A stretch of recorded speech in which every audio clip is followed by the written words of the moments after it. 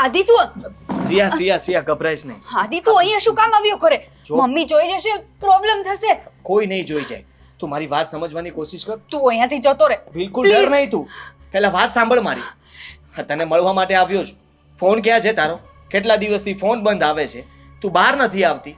મારે તારી સાથે વાત કરવી હોય તો કેવી રીતે કરવી? મારે તારી સાથે કોઈ વાત નથી કરવી. મારો ફોન ભાઈએ લઈ લીધો છે. ભાઈ આવી જશે ને તો તારા પર બધું ઢોળી. હું વાત કરી લઈશ એની સાથે. ગભરાઈશ નહીં તું. સિયા સમજવાની કોશિશ કર. મને ખબર છે કે તું તકલીફમાં છો. ઘરમાં આટલું બની ગયું છે તારી સાથે. અને સાચું કહું તો આ લોકો તારી સાથે આવું શું કામ કરે છે એને મને સમજાતું નથી. પણ તને કહું છું, જો ફટાફટ બોલ આદિ. ચાલ મારી સાથે. ક્યાં? કઈ દૂર, જ્યાં તને કોઈ હેરાન ન કરે. ફક્ત તું અને હું, આપણા બંને સિવાય બીજું કોઈ નહીં. ના, હું તારી સાથે નથી આવવા માંગતી. હું મારા મમ્મી ભાઈનો ભરોસો ક્યારેય તોડવા નથી માંગતી. અને તને ખબર છે, મારે બીજે લગ્નની વાત કરે છે મમ્મી. જો એ મારા લગ્ન કરાવી દેવા માંગે છે, તું જા આદિ, પ્લીઝ. તું અહીંયાથી જતો રહે. સિયા, હું જવા માટે નથી આવ્યો. તને મનાવવા માટે આવ્યો છું. આદિ, તારા સાસરિયામાં શું બન્યું હતું?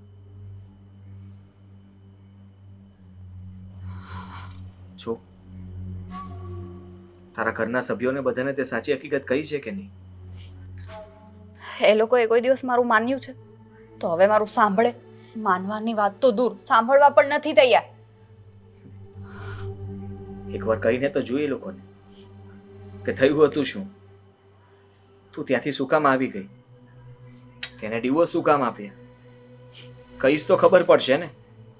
બાકી એ લોકો તને અપમાનિત કરતા રહેશે અને નામ પણ મારું જ આવે છે ને કે તું મારા લીધે વહી આવી. હું જાણું છું કે તું મારા લીધે નથી આવી. મને ખબર છે કે તું ગમે તેટલું દુઃખ પણ સહન કરી શકે એમ છે અને કરતી જ હતી. આટલા દિવસથી તને ઘરમાં રાખી છે, છતાંય ચૂપચાપ તું ઘરમાં પડી રહે છે. એકવાર પણ ફરિયાદ નથી કરતી કે ઘરમાંથી બહાર ભાગવાની કોશિશ નથી કરતી. મને ખબર છે કે તું પણ તારા પગ પર ઊભી રહી શકે એમ છે, નોકરી કરી શકે એમ છે, કમાઈ શકે એમ છે, તારો પોતાનો ખર્ચો તો ઉપાડી શકે એમ છે. તો પણ તું તારા ભાઈ, તારા મમ્મી, આ બધાની જ વાત માનવા માટે તૈયાર છું. હું આજે પણ તારી સાથે લગ્ન કરવા તૈયાર છું. ફક્ત તું હા પાડ. ના આદિ, હું તારી સાથે લગ્ન કરવા નથી તૈયાર. હા, તું નથી બોલી રહી, પણ આ બધા શબ્દો તારા મમ્મી અને તારા ભાઈના છે. સમજવાની કોશિશ કર. હું તને ખુશ રાખીશ. મને ખબર છે આદિ, હું તને સારી રીતે ઓળખું છું, પણ નથી પોસિબલ. તું મને ભૂલી જા, એ જ આપણા માટે સારું છે. એ કોઈ તો મને નથી સમજતા, પણ તું તો મને સમજવાની કોશિશ કર. હું સમજુ છું એટલા માટે તો તારી પાસે આવું છું. બાકી હું તો ક્યારનો દૂર જતો રહ્યો હતો, પણ ફરી તું પાછી મારી સામે આવી ગઈ. તારી હાલત જોઈ અને મને લાગ્યું કે હું ફરી તને પામી શકું એમ છું, અને એટલે હું તારી સાથે રહેવા માંગુ છું. ફરીથી આશા જાગી છે મને. ખાલી તું હા પાડી દે.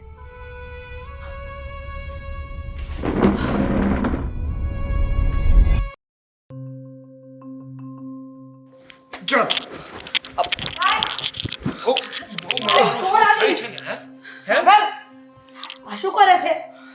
શું કરું છું એમ? હા આદિ, પાછો મળવા આવ્યો તો શિયાને. તને તને એક વાતમાં ખબર નથી પડતી હે? એક વાતમાં ખબર નથી પડતી તને? આજે તો તારી ખેર નથી. પોલીસને છે ને આપણા ઘરે બોલાવું છું ને, અને આદિને પોલીસના હવાલે કરી દઉં છું. પછી હું જોઉં છું કે આ પોલીસ વાળા આદિનો શું હાલ કરે છે. ત્યારે જ આની અકલ છે ને એ ઠેકાણે આવશે. બાકી આપણા સમજાવવાથી આ આદિને કઈ ફરક નહીં પડે. સાગર, પહેલાની વાત તો સાંભળ, પછી આટલું બધું બોલ. શું સાંભળું? આની વાત શું સાંભળું? અરે મારી લ્યો ને, એક કામ કરો, અમને બંનેને જીવતા જીવત મારી નાખો. એમ પણ જીવે છે કોણ? હા, તમને શું લાગે છે? હા, તમારા ઘરમાં અહીંયા સિયાને મળવા માટે આવ્યો તો મને ખબર જ હતી કે કદાચ જો તમે જોઈ જશો તો તકલીફ તો પડવાની છે અને માર પણ પડશે. પણ મને ડર નહોતો લાગ્યો. પૂછો શું કામ? શું કામ? કારણ કે તમે આમ પણ સિયાને મારી જ રહ્યા છો. જીવતી રહેવા ક્યાં દીધી છે? અને મને પણ. હા, તમારા ઘરમાં હું આ પહેલા આવ્યો હતો જ્યારે તમને લોકોને અમારા પ્રેમની ખબર પડી ગઈ હતી. પ્રેમની ભીખ માંગવા માટે આવ્યો હતો કે કદાચ તમે લોકો માની જાઓ ને અમારા લગ્ન કરાવી દો. પણ એવું તો ન થયું.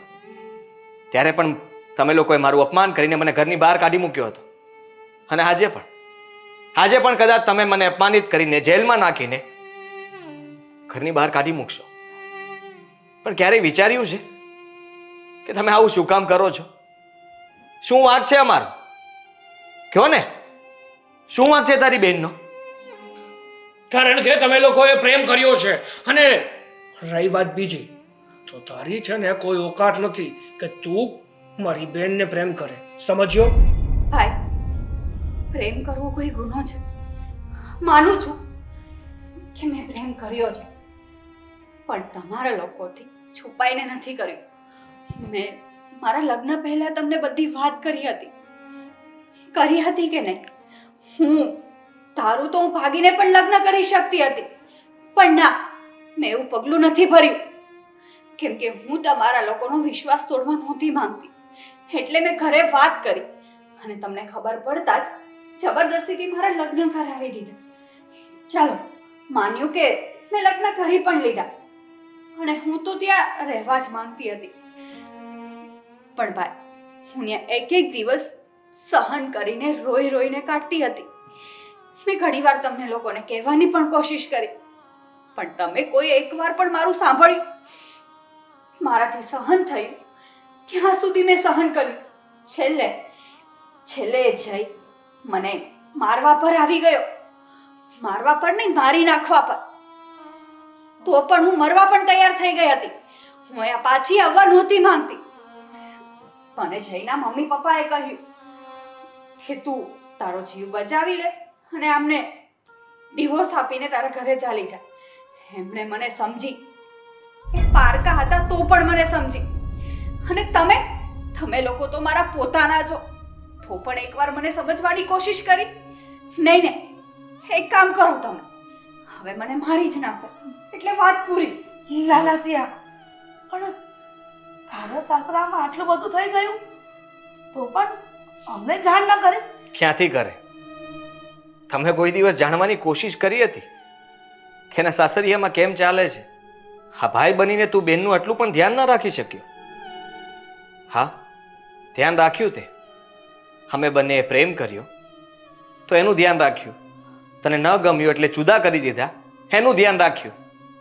પણ બેનને વળાવી દીધી પછી તને ધ્યાન રાખવાનું ન સૂઝ્યું? એક વાર પણ તને વિચાર ના આવ્યો કે સિંહનો વાંક નહીં હોય? એ છૂટાછેડા લઈને અહીંયા શું કામ આવી હશે? તમે લોકોએ તો ના જ પાડી હશે ને કે ગમે તે થઈ જાય પણ અમારા ઘરમાં પગ ના મૂકતી. એની મજબૂરી કે એને ઘરમાં પાછું આવવું પડ્યું. અને સાચું કહું સાગર, તો હું તો અહીંયા તને જ મળવા આવ્યો હતો, પણ તું ન મળ્યો એટલે તારા મમ્મી મળ્યા.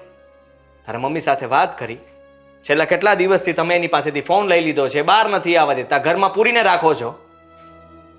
હું ન રહી શક્યો એટલા માટે મળવા માંગતો હતો અને તારા મમ્મીએ જ હા પાડી હતી. શું? હા સાગર, મેં જ પરમિશન આપી હતી કે તું એકવાર સિયાને મળી લે અને વાત કરી લે. કેમ કે આ માનું હૃદય છે. ઘણો બધો વિચાર આવ્યો, સમાજનો, કુટુંબનો, પરિવારનો, પણ મારી દીકરીની જિંદગી બગડે એવું તો હું ન વિચારી શકું ને. બેટા, તું પણ એક ભાઈ છે એનો. તું પણ તારી બેન દુઃખી થાય એવું જોઈ શકે તો પછી દીકરા, તારી બેનના ભવિષ્યનો વિચાર. સિયા, તું શું વિચારે છે? તું આ આદિ સાથે ભવિષ્યમાં ખુશ રહી શકીશ?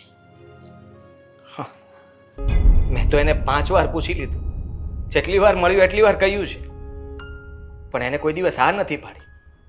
આજે પણ પૂછ્યું હતું જ્યારે તું નહોતો આવ્યો એ પહેલા, તો પણ કહ્યું કે તું અહીંયાથી જતો રહે. એનું કારણ એક જ છે કે એના માવતરના ઘરનો મોભો. એના માવતર જ્યાં કહેશે ને ત્યાં એ લગ્ન કરશે. પણ બેટા, એકવાર તો મેં તારા જીવનમાં આગ લગાડી છે, હવે બીજી વાર તારા વિરુદ્ધ લગ્ન કરાવીને હું તારી જિંદગી બરબાદ કરવા નથી માંગતી. તો પ્લીઝ આ તારી માં થઈને તારી પાસે હાથ જોડીને કહે છે કે જો તને આદિ પસંદ હોય ને તો તું એની સાથે લગ્ન કરી લે, તારી જિંદગી બરબાદ થતી અટકાવી લે. સાગર બેટા, હવે તો તારી બેનને પરમિશન આપ. ક્યાં સુધી તારી બેનને દુખી જોઈ શકીશ? સિયા, મમ્મીની વાત સાચી છે. સોરી મારી બેન, પણ મને નહોતી ખબર કે તારા ઉપર આટલું વીત્યું છે. અને મારી મોટી ભૂલ કહેવાય કે અત્યાર સુધીમાં મેં કોઈ દિવસ જાણવાનો પ્રયત્ન પણ નથી કર્યો. હંમેશા મારો ફેસલો તારે માનવો પડ્યો છે. માનવો શું, હંમેશા મેં મારો ફેસલો તારા ઉપર થોપી દીધો છે. પણ સિયા, એવી જ રીતે હું હજી એક ફેસલો લઉં છું કે તારે છે ને આદિ જોડે લગ્ન કરવાના છે અને તમારે બંનેને એક સાથે રહેવાનું છે. એકબીજાને પ્રેમ કરો છો ને? હા. બેટા અને જો આદિ, મારી બેનને પ્રેમ કરતો હોય અને સારી રીતે સાચવી શકે ને તો જ હા પાડજો. હા, નહીતર મારી તો ખબર જ છે ને તને. ફરિયાદનો મોકો નહીં આપું. તો બસ તમે બંને સાથે રહો અને ખુશ રહો ને, એ જ મારી આશા છે. નહીં મમ્મી? ઠીક છે ભાઈ, તારી અને મમ્મીની વાત અત્યાર સુધી મેં ક્યારેય ટાળી નથી, તો હવે શું હું ટાળવાની? તમે કહેશો એમ જ હું કરીશ. કરીશ ને? હું કહીશ એમ જ કરીશ ને? લાવ તારો હાથ, લાવ.